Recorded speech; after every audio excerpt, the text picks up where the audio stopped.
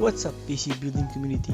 Today, we're going to review probably the best entry-level PC case in the market, at least here in the Philippines. The Wind 01 Micro ATX PC case from Inplay. This 650 peso PC case has a classic layout while being able to accommodate modern hardware. It comes with standard screws, stand-ups, and acrylic side panel. Starting at the front, we have a full mesh panel with a small branding at the bottom and side air vents. Up on top, we have standard I/O ports, buttons, and LEDs. Users also have the option to install additional USB 3 port and LED button. The right side panel is completely closed, while the opposite side has a see-through acrylic panel secured by 4 thumb screws.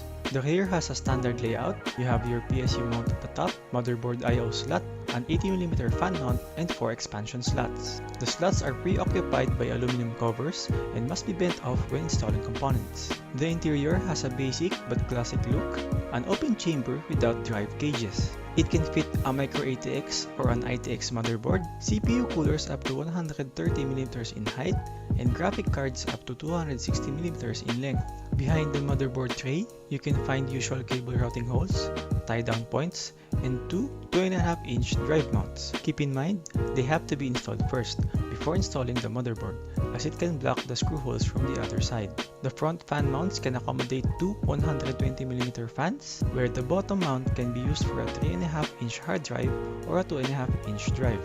The base can also accommodate a 3.5-inch or a 2.5-inch drive. Here is a sample build for reference.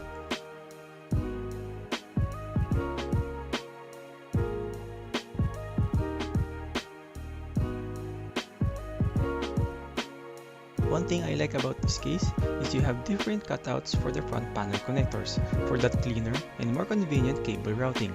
Minor complaints are its short feet and lack of twist ties, but for the price, it's not a deal breaker. Let me know what you guys think.